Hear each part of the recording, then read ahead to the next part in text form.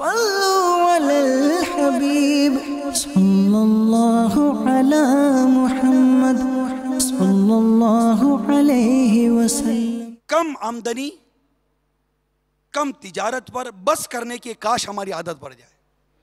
Otherwise इसकी कोई इंतहा नहीं है।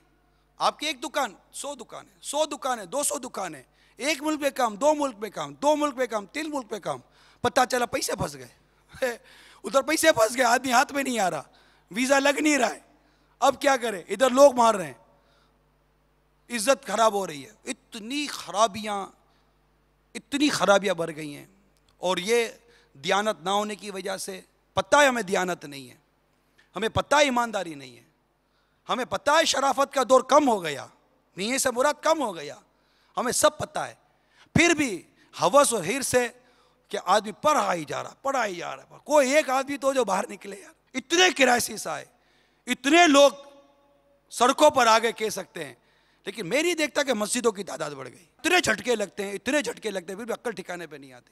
अगर आप काश्तकारी पर जाएंगे, ट्रैक्टर के तरफ जाएंगे और वो खाद खरीदने पर जाएंगे, ये सब खरीदने पर जाएंगे, सब में सूद सूद सूद सूद सूद सूद, सब 10%, 20%, 15%, 8% इंप्रूव करते चले जा रहे हैं और सैलरी इसके लिए इतनी तेजी से नहीं बढ़ रहा। दुकानदार जो खरीदने के लिए जाएगा, उसका माल ही नहीं बिका कि उसकी परचेसिंग पावर बढ़ेगी। इंडस्ट्रियल, उसको पैसे ही नहीं मिल रहे, उसको आगे कर्जा भरना है। नतीजा ये निकलता है कि इसकी फैक्ट्री मॉर्गेज, इसकी कार मॉर्गेज, इसके मकान मॉर्गेज। पता चलेगा अगर सबके सब भर दे सूद का सारा रुपया, ये सेठ नजर तो आता है, अगर ये सारे के सारा भर दे तो हो सकता है कि बेचारे के वो ज़कात वाजिब ना होती हो। लेकिन सफेद पोशी और निकलना इसे है नहीं। उम्मीद पर, किधर उम्मीद पर दुनिया कायम है। अब ये कैसी उम्मीद है कि अभी कर जाएंगे, फिर कर्जा, सूद का कर्जा भरने के लिए दूसरे इदारों से सूद पर कर्जा लिया जाता है, क्योंकि उसको पता है कि ये 3 महीने इसके पूरे हो गए, अब ये जान पर आ गया है, अब और 3 महीना कहीं और से उठाओ, इसको तो चुप कराओ, तो वो उधर से 3 महीने का और उठाया, ओ दल दल फंसता ही चला जा रहा है। हम देखते हैं कि इस इंटरनेशनल क्राइसिस है ट्रेडिंग के अंदर, और इसके लिए जो सबसे बेहतरीन चीज़ है, ताजिर अपने आप को हिर्स व हवस से बचाए, अल्लाह की इबादत की तरफ लाए। जितना इस पर सब्र और शुक्र करेगा, इसका भला है। राम माल जितना मुक़द्दर उतना मिलेगा, जितना मुक़द्दर उतना मिलेगा। जो माल हराम के ज़रिए कमाया, मुक़द्दर में अगर यही माल था तो हलाल के ज़रिए भी मिलता, लेकिन सब्र नहीं है, शुक्र नहीं है। तो मार्केट में और इस तरह बाज़ार में अपने आप को एक मोतदिल, एक म्याना रवि के साथ रखना चाहिए, हिर्स व हवस से बचना चाहिए। इमाम गज़ाली रहमतुल्लाह ताला अलैह फरमाते हैं, मुकम्मल तौर पर बचाव की सूरत यह है कि आदमी अपने गुज़र औक़ात का ख्याल रखे, जब उससे वक्ती ज़रूरत हासिल हो जाए वापस हो जाए और उखरवी तिजारत में मशगूल हो जाए। इन बुज़ुर्गों में से बाद हज़रात ज़ोहर के बाद वापस आ जाते थे और बाद असर के बाद। बाज़ वो थे जो हफ्ते में 1 या 2 दिन काम करते थे और इसी पर इक्तिफ़ा करते थे। कैसे दौर में बात कर रहा हूँ मैं कि यहाँ फजर के लिए सोता ही कोई नहीं है। मिसाल दे रहा हूँ मैं, अक्सरती तौर पर फजर के लिए सोता ही कोई नहीं है, जो भी सोता है ऑफिस के लिए सोता है। अलार्म 9 बजे का रखेंगे, 8 बजे का रखेंगे। पता है कि बाबुल मदीना में जमात 5:15, 5:20 पर है, तो 5 बजे अलार्म कौन रखता है? 4:45 बजे अलार्म कौन रखेगा कि फजर के लिए उठना है? अलार्म तो ऑफिस का रखते हैं, ड्यूटी का रखते हैं, कि वो ड्यूटी नहीं जानी चाहिए जिसमें दौलत मिलती है, मगर ये ड्यूटी जो फ़र्ज़ है, नमाज, माज़ अल्लाह, इसके जाने का दुख भी नहीं होता, जमात जाने का दुख नहीं होता। यानी आखिरत की तरफ मीठे इस्लामी भाइयों हमारी तवज्जो नहीं, आखिरत की तरफ तवज्जो नहीं है कि हम उखरवी तैयारी करें।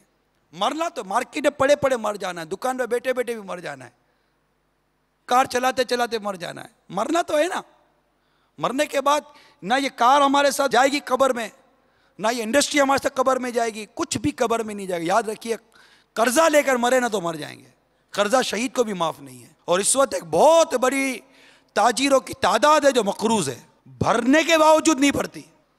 चोर फिक्र दुनिया की, चल मदीने चलते हैं। अब एक आध बयान से भी क्या सोच बनेगी, आप भी समझदार हो। एक आध बयान से क्या सोच बनेगी?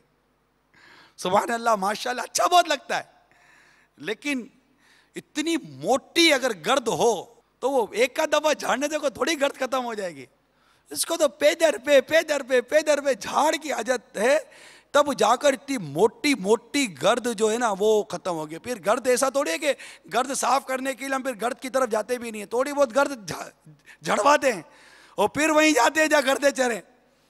तो इतनी सी चढ़वाई, इतनी सी चढ़वाई, इतनी सी चढ़वाई, इतनी सी चढ़वाई, अब नतीजा ये निकलेगा कि ये मोटी से मोटी होती चली जाएगी गर्द की तय, फिर बस उतरती नहीं है दिल के अंदर।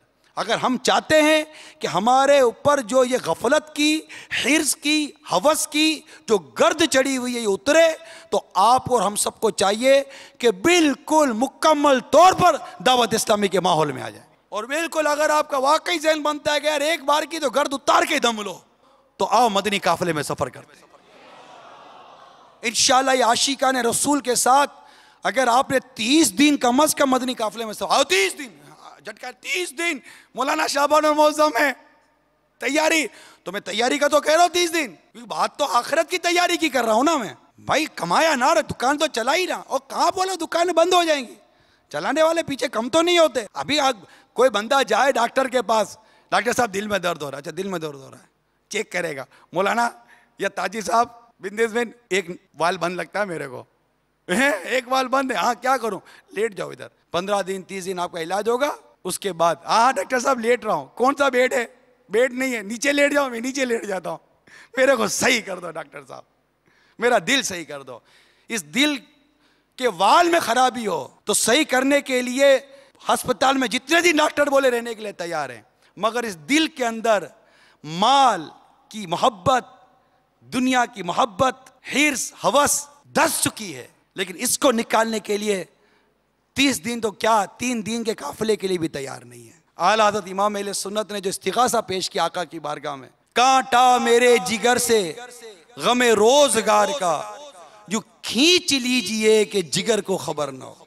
अमीर सुन्नत आका की बारगाह में अर्ज करते हैं, तेरे गम में काश अत्तार रहे हर घड़ी गिरफ्तार, गमे माल से बचाना मदनी मदीने वाले। सल्लल्लाहु अलल हबीब सल्लल्लाहु अलैहि